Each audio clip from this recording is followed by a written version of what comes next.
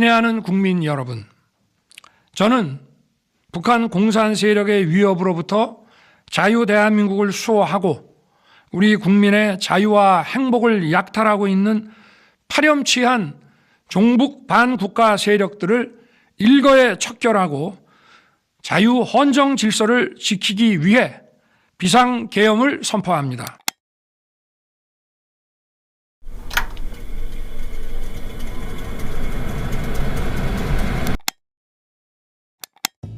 12월 3일 늦은 저녁 10시 반 윤석열은 종북 반국가 세력을 일거에 척결한다는 미명 아래 45년 만에 비상계엄을 선포하였습니다.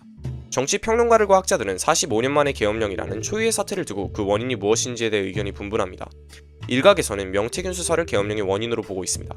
이준석 개혁신당 의원은 12월 4일 CBS 라디오에서 명씨가 특검을 하자고 하는 건 사실상 본인이 가지고 있는 자료를 적극 제공하겠다는 의사의 표현이라며 이미 검찰에 관련 자료를 제공했다면 윤 대통령이 첩보를 입수하고 도저히 정상적인 방법으로 버티지 못하겠구나 하는 판단을 한 게 아닌가 하는 의원들이 있었다고 주장한 바 있습니다.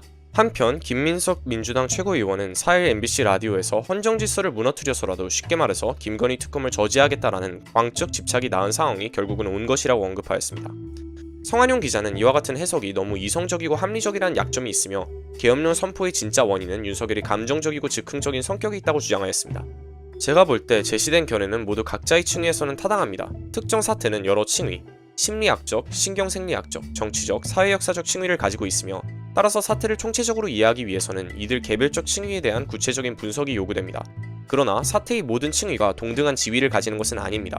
생물학적 운동을 파악하는 데 있어서는 생물학적 층위가, 사회적 운동을 파악하는 데 있어서는 사회적 층위가 가장 결정적인 지위를 차지하는 것과 같이 작금의 계엄령 사태를 파악하는 데 있어서도 가장 결정적인 지위를 차지하며 다른 층위에서의 운동을 규정하고 그 방향성을 지시하는 층위가 분명히 존재합니다. 제가 볼 때 이 층위는 바로 국제정세입니다. 정권 초기부터 불법적인 비상계엄 선포로 인해 내란 수기로 전락해버릴 때까지 윤석열 정부의 행보는 급박하게 돌아가는 세계정세와 뗄래야 떼어놓고 볼 수 없습니다. 오늘날 세계는 전쟁의 불길 속으로 굴러떨어지고 있습니다. 핵보유국인 러시아와 미국과 유럽연합을 사실상 대리하는 우크라이나 간의 전쟁은 끝날 기미를 보이지 않고 지속되고 있고 중동과 아프리카에서도 대리전과 내전이 계속 확산되고 있습니다. 최근에는 이팔 전쟁이 발발하여 무수히 많은 민간인들이 무참히 도륙당하고 있죠. 중국과 미국 간의 냉전도 첨예화되어 일촉즉발의 상황이 조성되었습니다. 한마디로 세계는 3차 세계대전을 목전에 두고 있습니다. 이러한 세계적 전쟁 위기 확산의 규정력 아래 국민의힘과 윤석열 정부를 위시한 파시스트들은 대한민국을 미국의 대중 대러전선의 선봉대를 자처하여 군사 전초기지 역할을 수행할 수 있는 전쟁을 할 수 있는 국가로 만들려고 하였습니다. 그리고 이를 위해서는 무엇보다도 반전운동이 일어나지 않는 정치적 조건을 마련하는 것이 중요하죠. 결국 종북 반국가 세력 척결을 목표로 한 계엄령은 잠재적인 반전 세력인 민주진보 진영을 겨냥하고 있는 것이라고 보아야 합니다. 이와 같은 사실은 민주당 포함 6개 야당들이 발의한 1차 탄핵소추안의 내용에도 반영이 되어 있습니다. 탄핵소추안에서는 다음과 같이 지적합니다. 또한 가치 외교라는 미명하에 지정학적 균형을 도외시한 채 북한과 중국, 러시아를 적대시하고 일본 중심의 기이한 외교 정책을 고집하며 일본에 경도된 인사를 정부의 주요 직위에 임명하는 등의 정책을 펼침으로써 동북아에서 고립을 자초하고 전쟁의 위기를 촉발시켜 국가 안보와 국민 보호의 의무를 내팽개쳐왔다. 지정학적 균형과 북한, 중국, 러시아를 적대시한다는 내용이 왜 탄핵소추안에 들어갔는지 납득이 안 가는 분들도 계실 겁니다.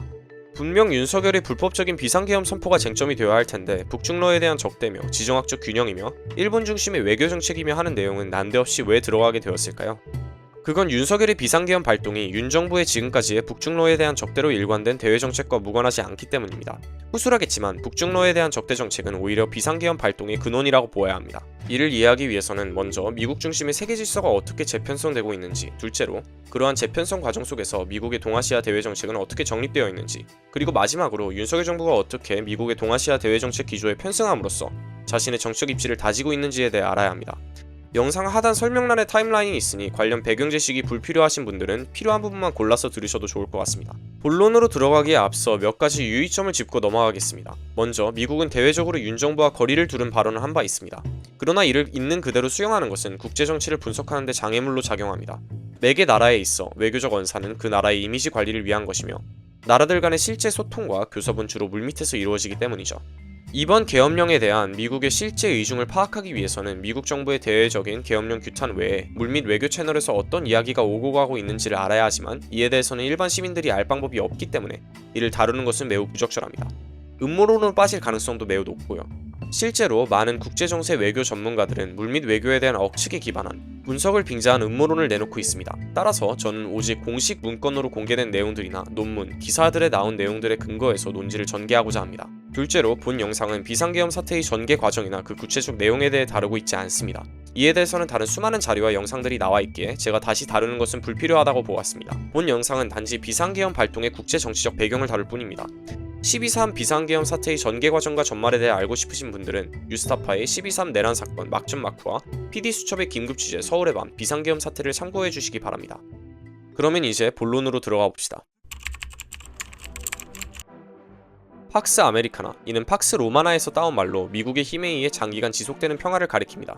로마 제국이 유럽 전역에 힘에 의한 절대적 지배권을 확립하고 오랜 기간 평화를 영위하였던 것과 같이 91년 소련 붕괴 이후 세계는 미국 주도 질서 아래 평화를 되찾았습니다. 일부 지역에서의 대리전을 제외한 말이죠. 그러나 이러한 평화의 배경인 미국의 절대적 패권은 미국이 쇠퇴함에 따라 중국, 러시아, 인도, 이란 등의 지역 패권국들의 도전을 받고 있습니다. 칼로서 이민족들을 통치하던 로마 제국이 거세지는 이민족들의 공세를 더 이상 막지 못하고 무너진 것처럼 항공모함과 핵으로 그리고 압도적인 자본력으로 자신의 지배권을 투사하던 미국은 도처에서 자신의 패권에 대한 도전을 받고 있습니다. 사태를 좀 더 면밀히 고찰해 봅시다. 현대 자본주의 질서 아래서 나라들 간의 역관계는 최종적으로는 경제적 힘에 의해 결정됩니다. 경제적으로 더 발전된 나라가 경제적 패권을 가지면 물론 문화적으로도 그리고 군사적으로도 우위를 점하기 때문입니다.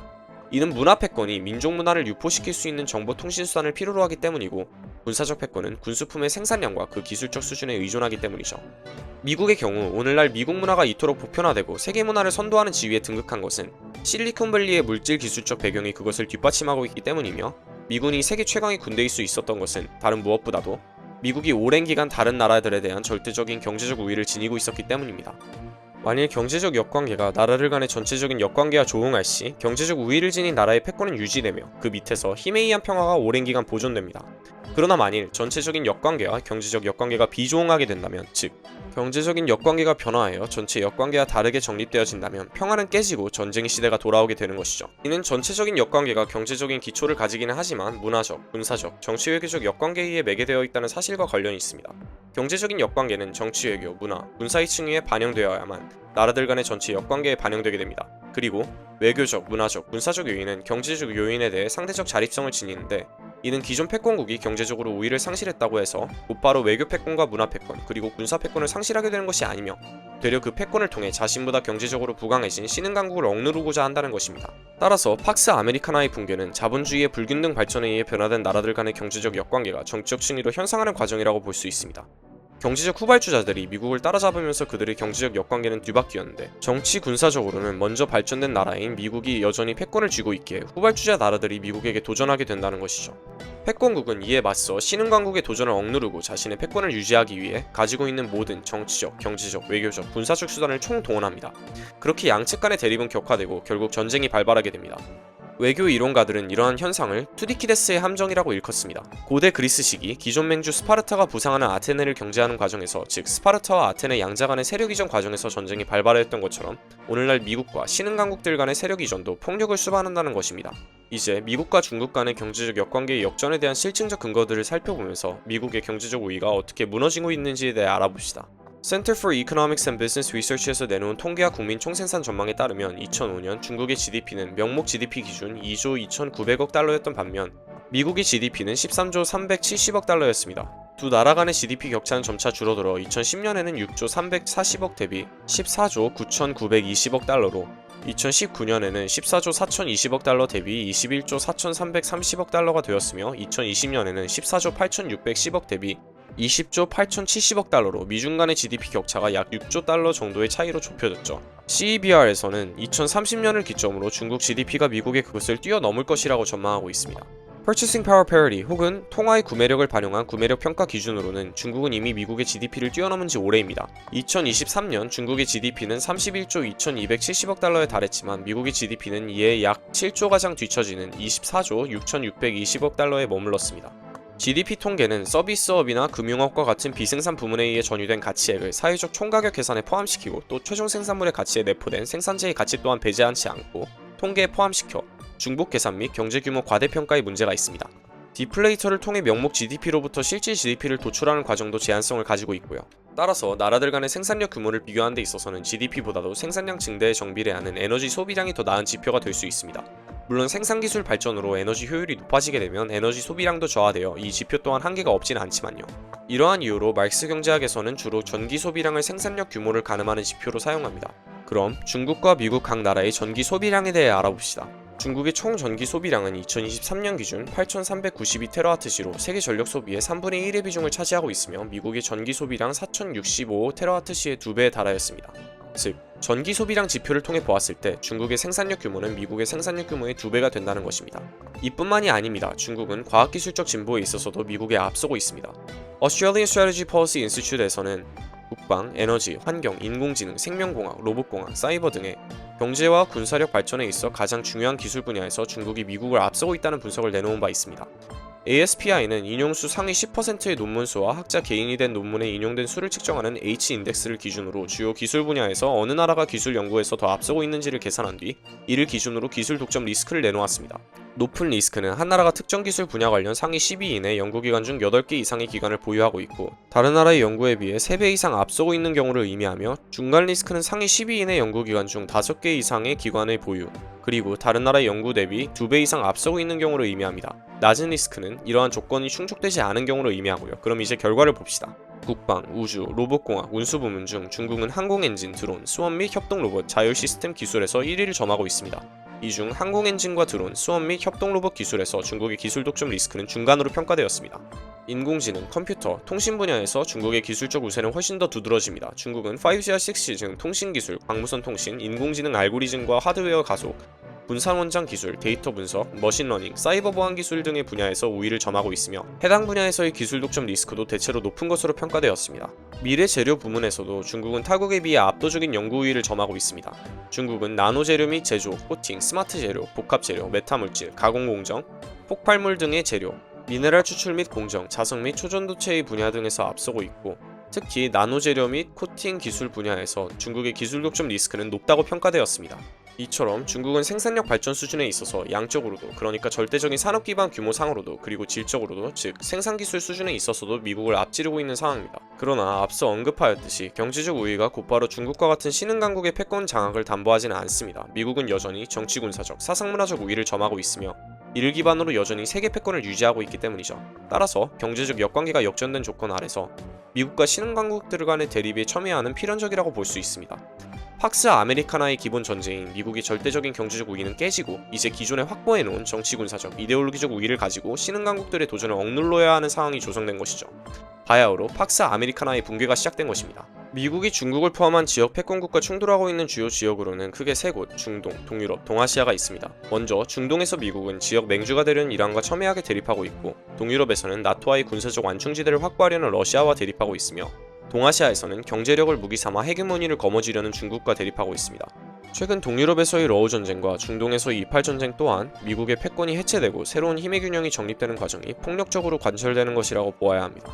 윤 정부 계엄령 선포의 국제정치적 배경 해설이라는 본 영상의 목적에 맞게 이번 영상에서는 동아시아 문제만 다루도록 하겠습니다. 다만 사태에 대한 총체적인 이해를 위해서는 다른 지역에서의 대립까지도 같이 파악되어야 하는데, 이는 추후 다른 영상에서 다루어 보겠습니다. 동아시아에서 전쟁 위기가 가장 높은, 패권국들이 직접적으로 충돌할 가능성이 높은 지역은 크게 3곳, 대만 해협, 남중국해, 그리고 한반도로 나뉠 수 있습니다.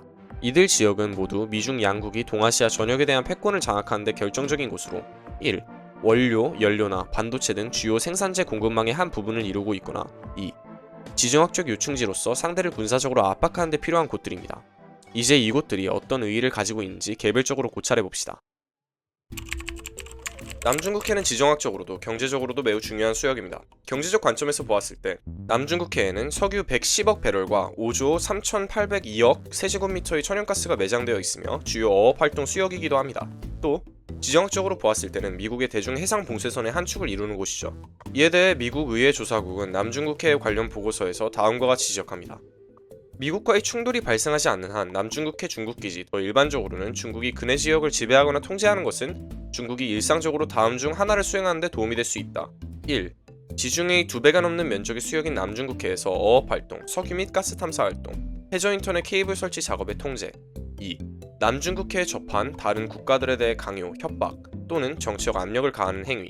3. 남중국해 상공에 방공 식별구역을 선포하고 시행하는 행위. 대만 주변의 해양 배제구역, 즉 봉쇄를 선포하고 시행하는 행위. 4. 중국의 군사적 존재와 정치적 영향력에 서태평양으로의 투사. 5. 유라시아 지역에서 지역 패권국이 되겠다는 더 광범위한 목표의 달성. 나아가 미 의회 조사국은 중국의 남중국해 장악이 미국이 다음과 같은 전략적 목표를 달성하는 데 장애를 조성할 것이라고 주장합니다. 1. 중화인민공화국과 대만 간의 위기 또는 분쟁에 군사적으로 개입하는 행위. 2. 일본, 필리핀, 한국과의 방위조약에 따른 미국의 의무 이행. 3. 지역 안정 유지, 교전 및 파트너십 구축 작전 수행, 위기 대응, 전쟁 계획 실행 등 다양한 목적을 위해 서태평양에서 미국 내 운영. 4. 유라시아 지역에서 중국이 지역 패권 국가로의 부상 방지.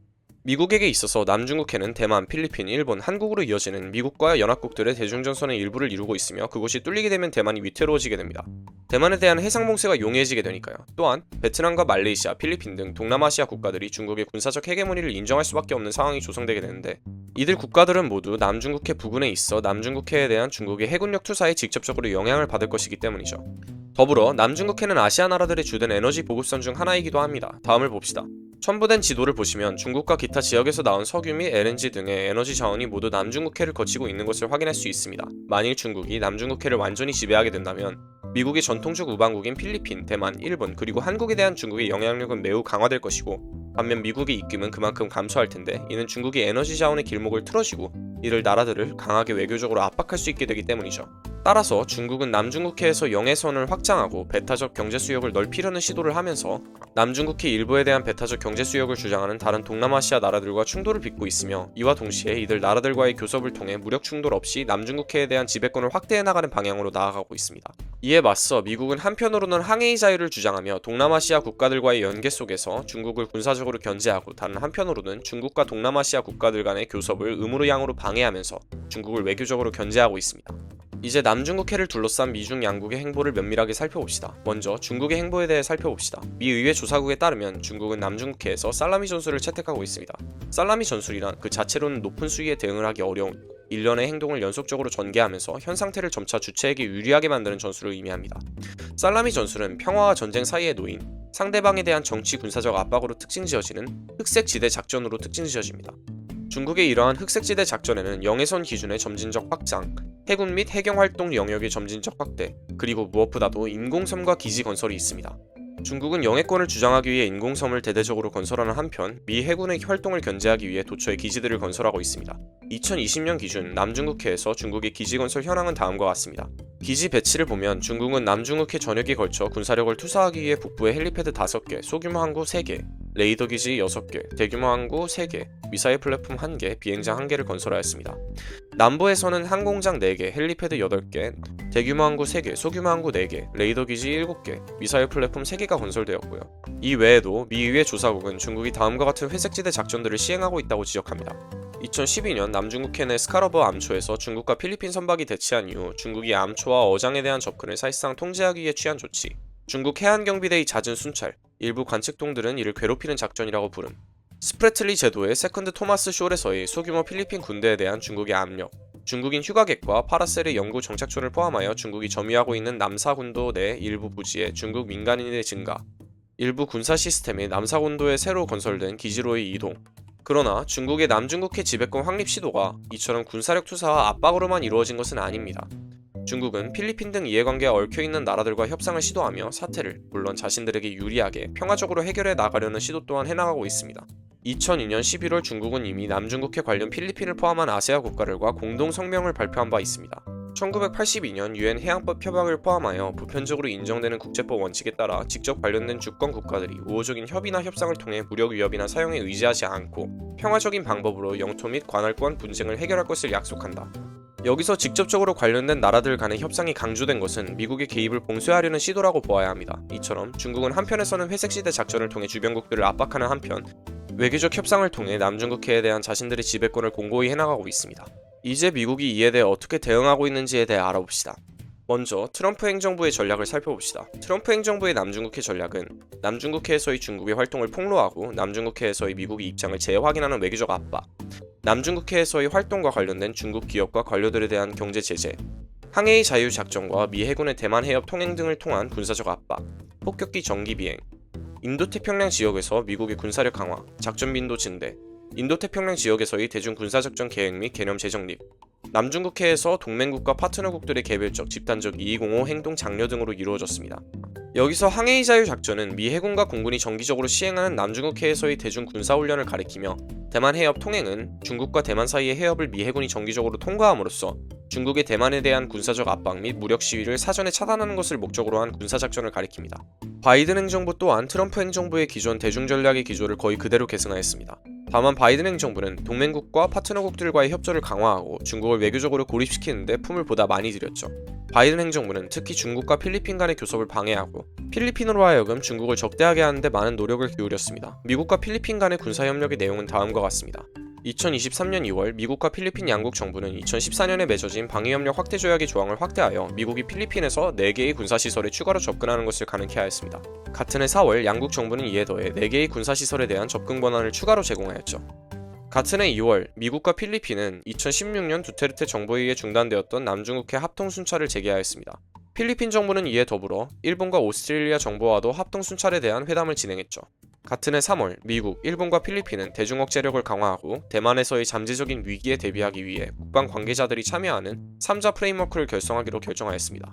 5월에 미국과 필리핀 양국 정부는 1951년 미국 필리핀 상호방위 조약 아래 미국이 필리핀을 도와줘야 할 조건들을 포함한 상호방위 가이드라인을 발표하였습니다. 2023년 6월 초 필리핀 경비함대는 바탄 지역 인근 남중국해 수역에서 처음으로 미국, 일본 경비함대와의 3자 훈련을 진행하였습니다. 2023년 11월 미국과 필리핀 양국 군대는 남중국해에서 합동 공해군 정찰을 시작하였습니다.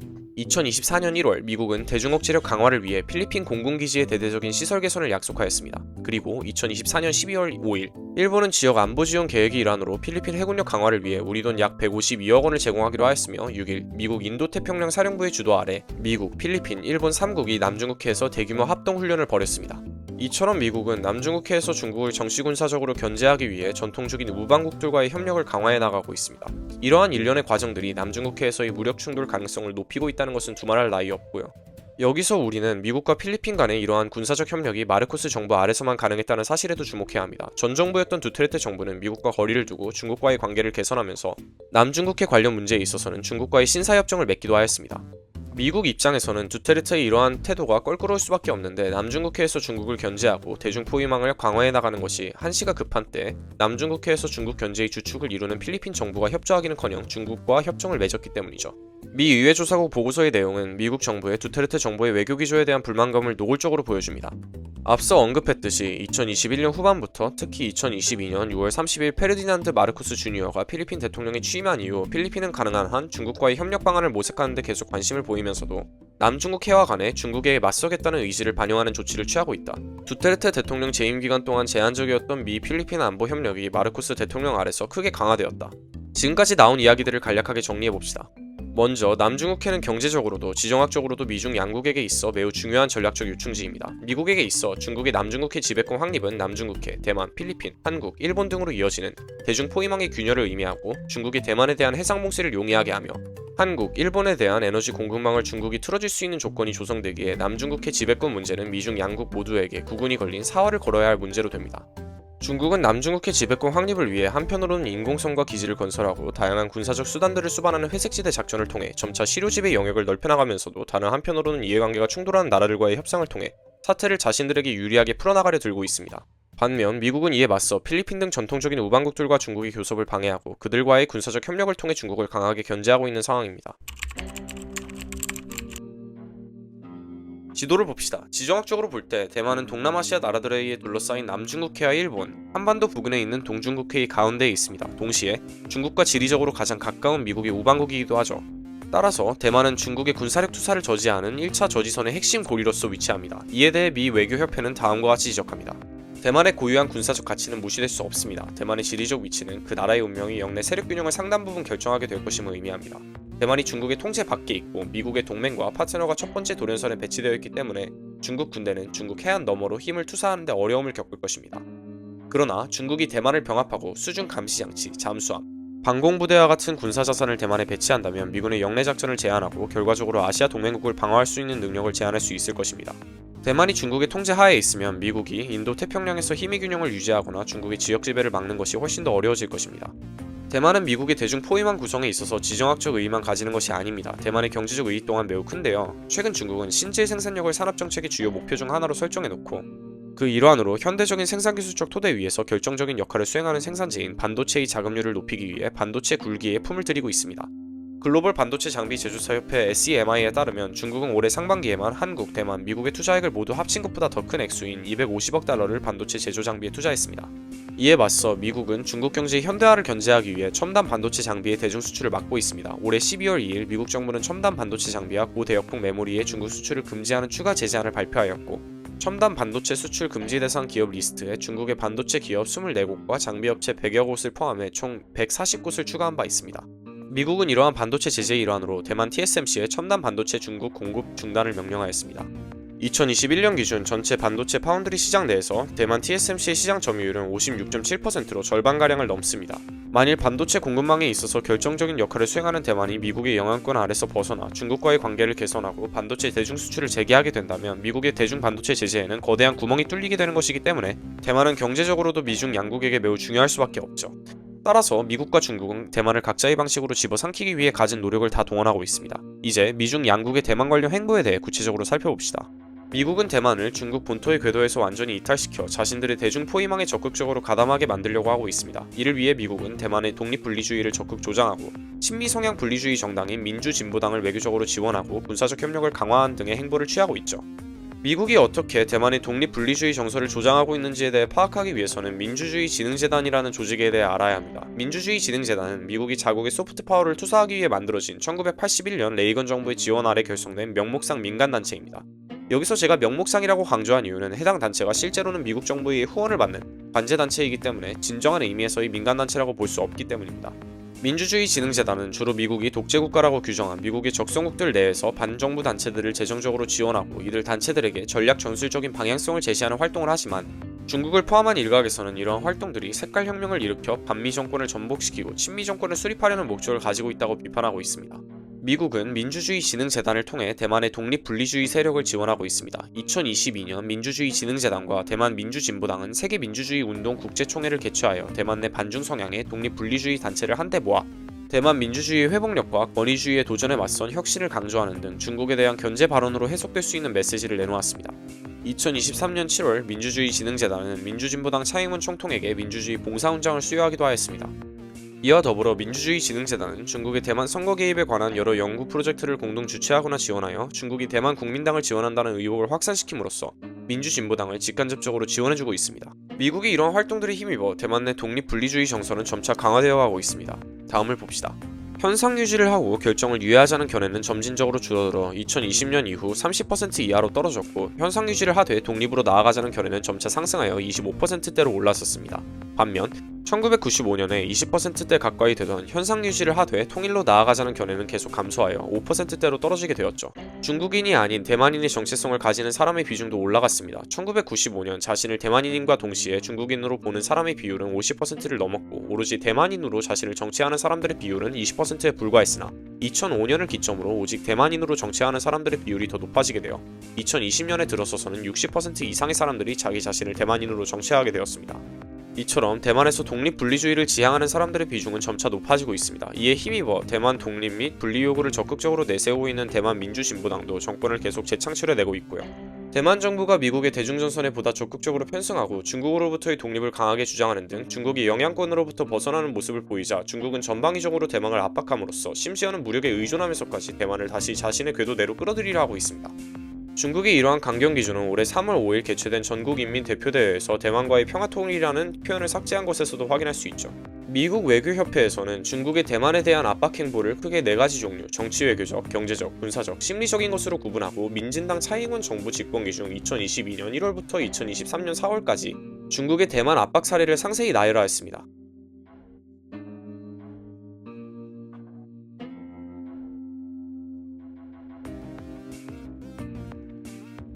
다만 소셜미디어 및 연예인 포섭 등의 심리전 의혹은 말 그대로 의혹에 불과하며 미국과 대만은 이러한 의혹을 확산시킬 이해관계를 가지고 있다는 점에서 어느 정도 비판적으로 독해할 필요가 있겠습니다. 더불어 중국은 올해 10월 14일 대만 포위훈련을 실시한 바 있습니다. 대만 포위훈련은 중국 측이 채택할 수 있는 전쟁이 아닌 군사적 행동 중 가장 높은 수위의 것인데 이러한 훈련은 언제든지 실질적인 해상봉쇄와 전쟁으로 이어질 수 있기 때문입니다.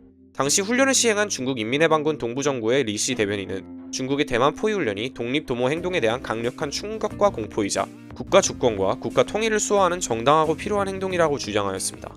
대만을 둘러싼 미중 간의 대립이 격화됨에 따라 언제 전쟁이 나도 이상하지 않을 일촉즉발의 상황이 조성되었습니다. 올해 4월 24일 아사히 신문의 보도에 따르면 존 아퀼라노 미 인도태평양 사령관은 시진핑 중국 국가주석이 분해 2027년 대만 침공을 실행할 준비를 진행하도록 지시했다고 언급하였으며 올해 3월 미 하원 군사위원회 청문회에서 제출한 서면 입장에서도 모든 징후는 중국이 2027년까지 대만 침공을 준비를 마치라는 시진핑 국가주석의 지시를 이행하고 있음을 보여준다고 밝히는 등 중국의 대만 무력 침공 가능성을 경고하였습니다. 만일 대만에서 전쟁이 발발한다면 미국 입장에서 중국을 견제하기에 가장 좋은 방법은 바로 한국 내 군사적 자산을 동원하는 것입니다. 다음을 봅시다. 중국의 땅덩이는 매우 크지만 중국 인구와 경제 인프라 대부분은 모두 중국의 동부에 위치해 있습니다. 베이징, 티엔진, 칭다오, 난징, 상해, 항저우 등 중국의 주요 도시들이 모두 이곳에 위치해 있고요. 따라서 중국을 군사적으로 위협하기 위해서는 남부나 서부를 압박할 것이 아니라 주요 경제 대도시와 인프라, 인구가 밀집되어 있고 수도가 자리 잡고 있는 동부에 대해 군사력을 투사해야 합니다. 그럼 미국에게 있어 중국 동부에 대해 군사력을 투사하기 가장 좋은 지정학적 위치가 어디일까요? 바로 한국입니다. 한국은 지리적으로 중국을 압박하기에 매우 좋은 조건에 위치해 있어 미국에게 있어서는 대중 포위망을 구성하는 데 빠져서는 안 될 필수 불가결적인 국가입니다. 같은 이유로 중국 입장에서는 한국이 매우 껄끄러울 수밖에 없죠. 정욱식 한겨레 평화연구소 소장도 대만에서의 전쟁 발발 시 한국이 전쟁에 휘말리는 가능성에 대해 언급하면서 다음과 같이 지적합니다. 많은 군사 전문가들이 예측하는 것처럼 개전 초기 중국은 대만의 주요 군사기지에 공습을 가하는 한편 해군력을 대거 동원해 대만을 포위 봉쇄하려고 할 것이다. 미국 및 참전국들이 중국의 해군력 결집을 어떻게 저지할 것인가가 승패를 가늠할 중대 변수가 될 것이라는 뜻이다. 이와 관련해 주목되는 것이 바로 중국의 북양함대 및 동양함대의 남진이다. 칭다오와 딩하이에 사령부를 두고 있는 이들 함대가 신속하게 대만 해협에 투입되면 중국이 승리할 것이라는 전쟁 시뮬레이션 결과들도 있다. 그런데 한국은 이들 함대와 가장 가까운 미국의 동맹국이다. 오산 공군기지와 군산 공군기지에 있는 미군 공군력이 이들 함대의 남하를 견제 저지할 수 있는 위치에 있기 때문이다. 이뿐만이 아니다. 미국이 제주 해군기지를 활용할 가능성도 있다. 일찍이 이를 주목한 인물이 데이비드 서치타이다. 미 7함대 작전참모와 주한미 해군 선임장교를 지낸 서치타는 현역 시절이었던 2013년에 쓴 제주 해군기지 동북아의 함이라는 보고서에서 대만 해협에서 무력 충돌이 발생하면 제주 해군기지를 이용하는 미국 함정과 잠수함 그리고 항공모함은 남쪽으로 향하는 중국의 북양함대를 막을 수 있다. 또 중국의 동양함대의 측면을 공격하는 데도 효과적이다라고 분석했다. 이와 같은 이유로 한국이 미국의 대중포위망에 적극 동참하는가 아니면 중국과의 우호적 관계를 유지하면서 중립을 택하는가가 미중 양국 중 어느 나라가 동아시아에서의 패권을 잡는지를 결정합니다. 따라서 미국과 중국 모두 한국을 자기 편으로 끌어들이기 위해 온갖 노력을 다하고 있죠. 바이든 행정부 대북 고위 관리였던 정박 박사는 중국이 한국을 미국의 동아시아 동맹 구조의 가장 취약한 고리로 인식하고 1992년 한중 수교를 계기로 민간 교류 증진과 경제 상호유전성 강화를 통해 한국에 대한 영향력을 강화해 나가고 있다고 지적합니다. 이와 같은 중국의 대한 외교 정책은 2014년부터 2016년까지 박근혜 전 대통령이 중국이 주도하는 아시아 인프라 투자은행 참여 결정과 베이징 군사행진 참여로 그 결실을 맺는 듯 했으나 박근혜 정부가 미국 정부의 요구 아래 사드 미사일 요격 시스템을 배치함에 따라 급속하게 냉각되었습니다. 이로써 중국은 한국 정부에게 뒤통수를 맞은 셈이 되었고요. 이후 들어선 문재인 정부가 대중, 대북 정책에 있어서 전향적인 태도를 취하면서 사드 추가 배치를 하지 않겠다고 약속한 뒤 한중 양국 간의 관계는 일정하게 개선되었습니다. 한국의 이러한 전향적 대외 정책이 미국의 대중 전략에 부합하지 않으면 두말할 것도 없고요. 이제 미국 정계 전문가들이 내놓은 보고서와 논평들을 통해 미국 정부가 문재인 정부 시기 한국의 전향적인 대외 정책과 관하여 어떤 견해를 가지고 있는가를 알아봅시다. 2022년 3월 15일 미 의회 조사국은 한국 대선 결과와 그것이 한미 간의 외교관계에 미칠 영향을 분석한 보고서를 내놓은 바 있습니다. 보고서에선 다음과 같이 언급합니다. 선거 기간 동안의 윤 당선인의 발언과 당선 후 그의 인수팀이 발표한 외교정책 문서는 그가 문 대통령과 바이든 대통령이 2021년 5월 공동성명에서 명시한 포괄적인 한미협조 어젠다를 지지한다는 것을 보여준다. 그러나 여러 분야에서 윤 당선인의 발언은 그가 전임자보다 미국 정부와 더 일치하는 정책을 추구할 수 있음을 시사하기도 한다. 그렇다면 미 의회 조사국에서 이야기하는 전임자보다 미국 정부와 더 일치하는 정책의 내용은 과연 무엇일까요? 먼저 대북 정책에 있어서 미 의회 조사국은 윤석열 당시 대선인이 대선 유세 기간 동안 문재인 정부가 북한 비핵화에 대한 진정성이 부족했으며 북한 정권의 도발 행위에 대해 굴종적이라고 비판했다고 지적하였습니다. 더불어 윤 당선인은 미국과의 동맹 속에서 국방 및 억지력 강화, 그리고 공격 역량과 미사일 방어 시스템 강화 등을 위해 노력할 것이라고 말하였다고 언급하죠. 둘째로 대중정책에 있어서 미 의회 조사국은 윤 당선인이 문재인 대통령의 전략적 모호성이 한국이 중국을 향해 경도되는 것으로 비추어질 수 있다고 비판하였다고 언급하였습니다. 조사국에서는 또한 윤석열이 사드 추가 배치를 약속하였다는 사실도 지적하죠. 셋째로, 대일 정책에 있어서 미 의회 조사국은 민감한 역사적 문제로 인해 일본과 갈등을 빚었던 문재인 정부와 달리 윤석열 당시 대선인이 일본과의 협력을 강화하였다는 것을 약속하였다는 사실 또한 언급합니다. 정리하자면 미 의회 조사국이 이야기하는 윤 대통령이 전임자보다 미국 정부와 더 일치하는 정책은 첫째로는 강경기조로 일관된 대북 대중 정책이고, 둘째로는 민감한 역사적 문제에서 굴종적으로 나오면서까지 한미일 동맹을 강화하여 미국의 대중 포위망에 강하게 편승하는 정책을 뜻하는 것이라고 볼 수 있습니다. 바이든 행정부의 기조만 그러한 것이 아닙니다. 미국의 동아시아 전략 그리고 그 일환으로서의 한국에 대한 노선 및 기조는 공화당 트럼프 행정부에서도 그대로 이어질 것입니다. 트럼프 행정부의 브레인 역할을 맡고 있는 것으로 평가받는 공화당 계열 싱크탱크 헤리티지 재단의 연구위원 브루스 클링넌은 자신의 보고서 South Korea needs to embrace a more expansive role in Asia에서 문재인 정부 하 한국이 권위주의 정권에 맞선 민주주의 국가를 중 약한 고리였다고 주장하였습니다. 이에 대한 근거로 클링넌은 문재인 정부가 대만 해협에서의 중국의 행보에 대한 비판적 내용이 담긴 2021년 5월 바이든 대통령과의 공동 성명에서 중국에 대한 직접적 명시를 기피하였으며, 바이든 행정부가 문재인 전 대통령으로 하여금 중국에 대한 더 강한 표현을 사용하도록 설득하려고 했음에도 불구하고 이에 응하지 않았다는 사실을 제시합니다. 이어 클링넌은 한국 정부가 우크라를 침공한 러시아에 대해 뒤늦게 규탄한 것과 러시아에 대한 독자적인 제재를 가하지 않은 것을 비판하였습니다.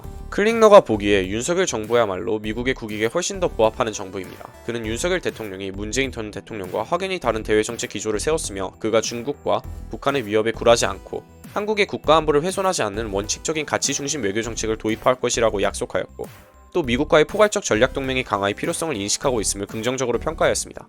미국은 이러한 기조를 단순히 언명하는 데 머물지 않고 실현시키기 위해 한국에서 자국의 대북 적대 정책을 대리할 대북 인권 단체들에 4년에 걸쳐 127억 6천만 원 가량의 거금을 후원하고, 문재인 정부 시기 대북 전단 살포 금지법을 규탄하는 등 남북 간의 갈등을 의도적으로 고조시키면서 한국 정부가 자주적으로 결정해야 할 외교 정책에 대해 다양한 방식으로 간섭하고 있습니다.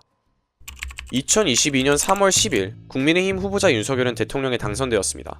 앞서 미 의회 조사국과 클링너가 지적한 대로 윤석열은 처음부터 미국의 동아시아 전략에 적극 편승하여 미국 주도 하에 대중 포위망에 앞장서 적성국들의 압박을 혼자 떠안고 중국, 북한, 러시아를 위협하는 외교적 언사를 남발하는 등 사상 초유의 외교 전략을 채택하였습니다. 간단히 말해 윤석열은 미국의 동아시아 전략에 따라 한국을 전쟁 국가화하려 한 것입니다. 전쟁사 연구자 파울 세네제는 자신의 저서 The Steps to War에서 나라들 간의 전쟁이 발발하는 과정에 대해 분석하면서 전쟁으로의 이행 과정이 크게 4가지 단계로 분류될 수 있다고 지적합니다. 1단계 영토 분쟁. 세네제는 역사적으로 대부분의 전쟁이 영토를 둘러싼 분쟁으로부터 출발했다는 점을 지적하면서 영토 분쟁을 전쟁의 근원으로 봅니다.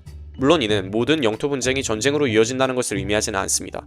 영토 분쟁이 있다고 해도 당사자들이 그것을 어떻게 관리하느냐에 따라 분쟁의 결과는 전쟁으로 이어지지 않을 수도 있는 것입니다. 다만 현대사회에서 나라들 간의 대립은 자국 영토의 직접적인 확장을 목적으로 하기보단 지정학적 패권의 확대를 목적으로 하기 때문에 영토 분쟁을 보다 넓은 의미에서 바라볼 필요가 있습니다. 지정학적 패권 또한 분명 영역성을 띠긴 하지만요. 2단계 강경 기조로의 선회. 영토 분쟁이 지속되면서 분쟁 당사국들 내부의 정치 구도가 점진적으로 변화하게 됩니다. 적에 대한 강경책을 주창하는 소위 매파의 비중은 늘어나고 상대와의 유화책과 협상을 강조하는 소위 비둘기파의 정치적 입지는 점차 줄어들게 되죠. 결국 양국은 점차 서로에 대한 강경 노선으로 이행하게 됩니다.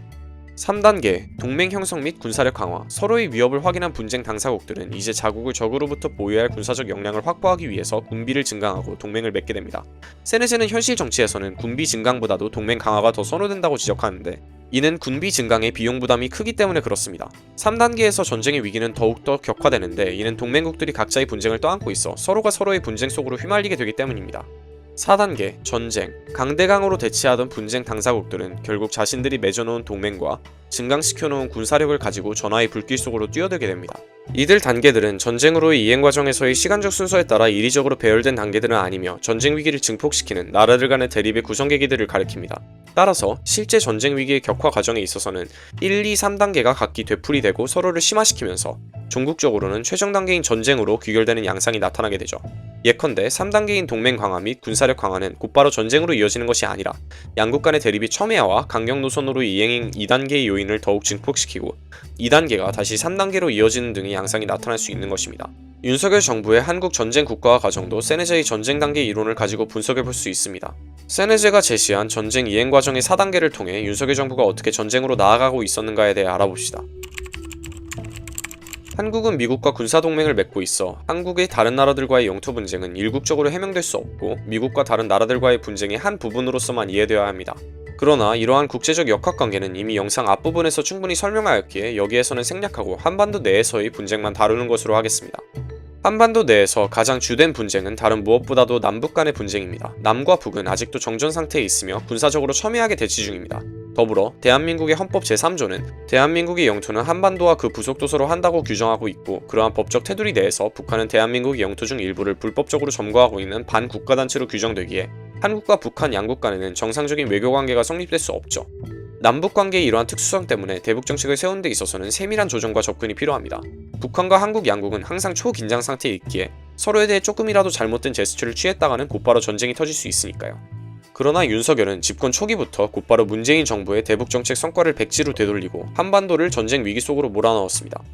이와 관한 대표적인 사례로는 9.19 남북 군사합의의 효력정지를 꼽을 수 있습니다. 9.19 남북 군사합의는 문재인 정부 시기 남북 간의 적대적 군사행위를 정면 중지 및 그 구체적 이행 방안을 담은 합의서입니다.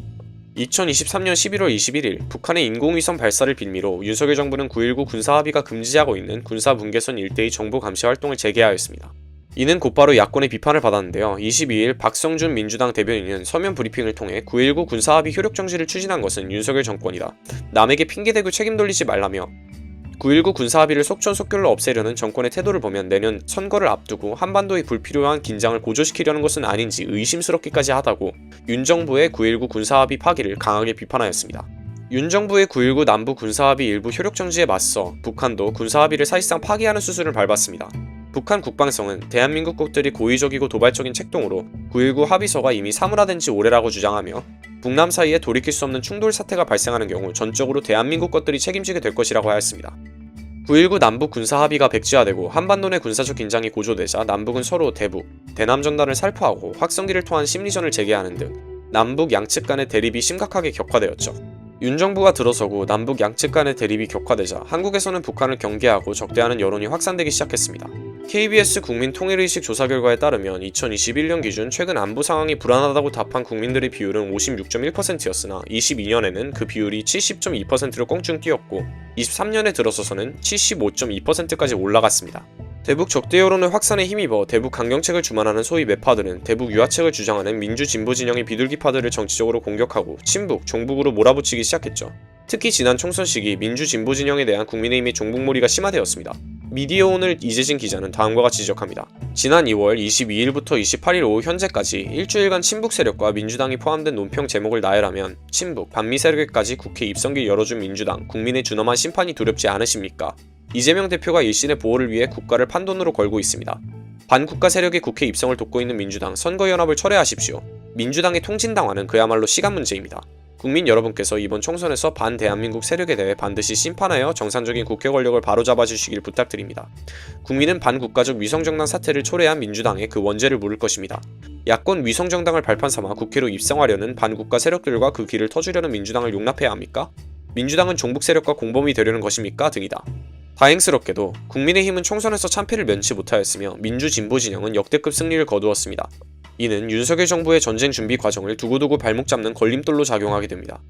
앞서 언급하였듯이 윤 정부의 전쟁 준비는 어디까지나 미국의 동아시아 전략에 편승하는 한에서 이루어지는 것입니다. 따라서 논리적 순서상으로는 3단계에 해당하는 동맹 강화가 사태의 실제 전개 과정에 있어서는 1, 2단계에 앞설 수 있는 것이죠. 윤 정부의 경우 3단계 이전에 특히 2단계에서 강경기조에 대한 지지 여론을 만들어 나가는 과정이 매우 미흡했으나 미국과의 연계 속에서 동맹을 강화해 나갔습니다. 윤 정부는 문재인 정부의 실리 외교, 전략적 모호성 등의 외교 기조를 완전히 뒤엎어버리고 그동안 미국이 한국에게 요구해오던 한국의 안보 이익을 근본적으로 훼손하는 여러 군사적 협의체에 덜컥 가담해버렸습니다. 모두 다 나열하자면 한도 끝도 없겠지만 그중 가장 중요한 것으로는 한미일 안보협력 프레임워크와 한미 핵협의 그룹, 다국적 제재 모니터링팀, 나토 결합을 꼽을 수 있을 것입니다. 이러한 협의체들은 모두 미국의 대중포위망의 일부를 이루고 있습니다. 이제 이들 협의체들이 각각 무엇인지 그리고 어떤 의의를 가지는지에 대해 알아봅시다. 2024년 7월 28일 한국, 미국, 일본의 국방장관이 3국 군사훈련을 정례하는 등 안보협력을 제도화하는 첫 문서인 한미일 안보협력 프레임워크 협력각서에 서명했습니다. 그동안 3국 간의 직접적인 군사협력은 드물었고 미국을 매개로 간접적인 군사협력만 존재하였다는 것을 고려하면 이러한 군사협력 프레임워크는 매우 이례적입니다. 해당 프레임워크는 3국 간의 군사훈련을 정례적, 체계적으로 시행하는 것과 군사 관련 정보를 실시간으로 공유하기 위해 소통과 협력을 강화하는 것, 3국 국방장관 회담과 합참의장 회의를 정기적으로 개최하는 등 고위급 안보정책 협의를 강화한다는 내용을 담고 있습니다. 당연하게도 이는 북중러와의 군사적 대립이 심화로 이어질 수밖에 없습니다. 한미일 3국 간의 군사훈련과 정보공유 등은 모두 북중러에 대한 군사적 견제 행위이기 때문이죠. 또한 해당 프레임워크는 일본의 군사활동의 명분을 제공한다는 점에서 일본의 재무장과 군국주의화를 가속화시킨다고도 볼 수 있습니다. 일본에 의한 식민통치 경험이 있는 우리로서는 군국주의화되는 일본과의 군사협력이 우려일 수밖에 없죠. 한미일 안보협력 프레임워크가 구성되기 몇 달 전 한국을 핵전쟁의 위기 속으로 몰아넣을 위험성이 다분한 한미 핵협의 그룹이 결성되었습니다. 2023년 4월 26일 윤석열과 바이든 미 대통령은 워싱턴 선언을 발표하였습니다. 선언의 내용에는 확장 억제를 강화하고 핵 및 전략기획을 토의하며 비확산 체제에 대한 북한의 위협을 관리하기 위해 새로운 핵협의 그룹 설립이 포함되었고요. 이어 2024년 7월 11일 한미 핵협의 그룹에서는 미국 핵전력 상시 배치 수준의 전략자산 전개에 대한 공동지침에 서명하여 핵협의 그룹을 실질적으로 가동시켰습니다. 북한이 핵무장을 하고 있는 조건 아래서 남북 당사국들끼리 북핵 문제와 관한 협의를 할 대신에 미국의 핵무기를 끌어들이는 한미 핵협의 그룹은 한반도 핵무장이 강대강으로 치닫는 결과를 초래할 것이며 한반도에서 핵전쟁이 일어날 가능성을 높이게 됩니다. 북중러 3국은 하나같이 한미 핵협의 그룹을 비판하고 문제 제기를 가하고 있습니다. 신화통신 기자 조수위는 미국의 핵협의 그룹이 한국에 대한 보호이기보다도 한반도의 평화와 안정성을 위협하는 것이라고 지적하였고, 세르게이 외무장관은 한미 핵협의 그룹에 대해 공개적으로 우려를 표명하였으며, 북한 김여정 노동당 부부장 또한 워싱턴 선언을 극악한 대조선 적대시 정책이 집약화된 산물이라며 핵협의 그룹에 대해서는 핵전쟁을 기정사실화하고 있다고 평한 바 있습니다. 다국적 제재 모니터링팀은 유엔 안전보장이사회의 러시아 거부권 행사로 인해 사라진 대북제재 결의 이행 감시 패널을 대체하는 참여국들이 대북제재 위반을 감시하기 위해 만든 기구입니다. 참여국은 한국, 미국, 일본, 프랑스, 영국, 독일, 이탈리아, 네덜란드, 캐나다, 호주, 뉴질랜드 11개국이며 중국, 러시아와의 물밑 협의가 진행되지 않은 채 구성되었습니다. 안전보장이사회 외부의 독자적인 경제제재 기구는 국제법적으로도 근거가 희박한 사실상의 경제 봉쇄를 위한 기구입니다.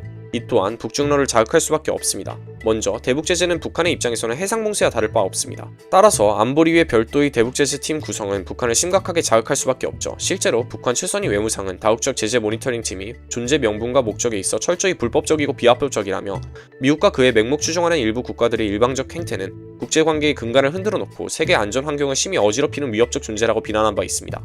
더불어 중국과 러시아 입장에서는 우방국에 대한 경제봉쇄 행위가 달가울 리가 없죠.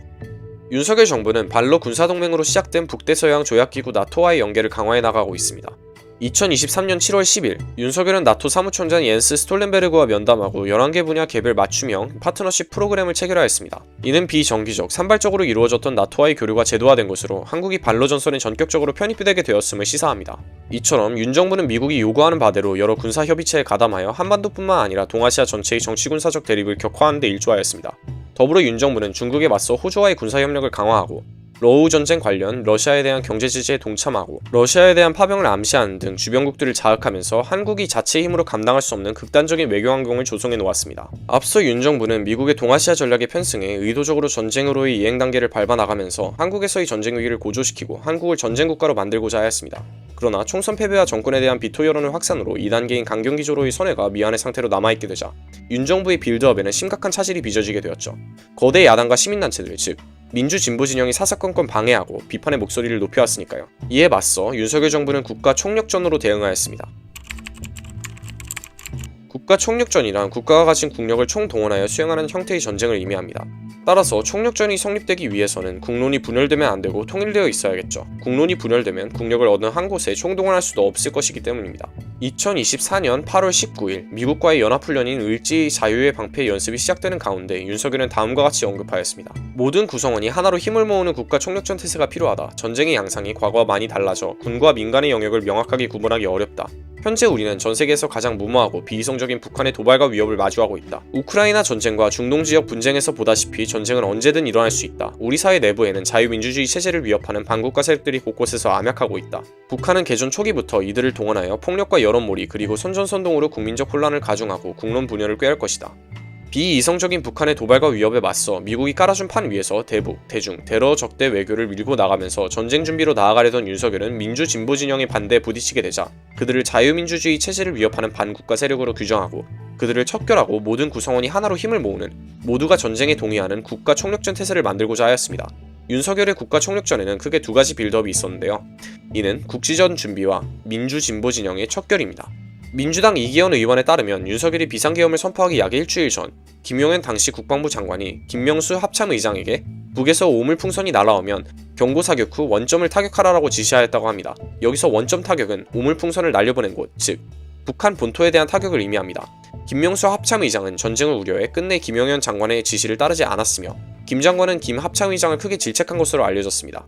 이뿐만이 아닙니다. 북한이 평양상공의 무인기를 침투시켜 논란이 된 것을 기억하시나요? 민주당 박범계 의원은 김용현 전 장관의 지시에 의해 방첩사령부에서 평양상공의 무인기를 침투시켰다는 제보를 받은 바 있다고 언급하였습니다. 합참은 기존 입장과 동일하게 확인해드릴 것이 없다며 소위 전략적 모호성을 고수하였지만요.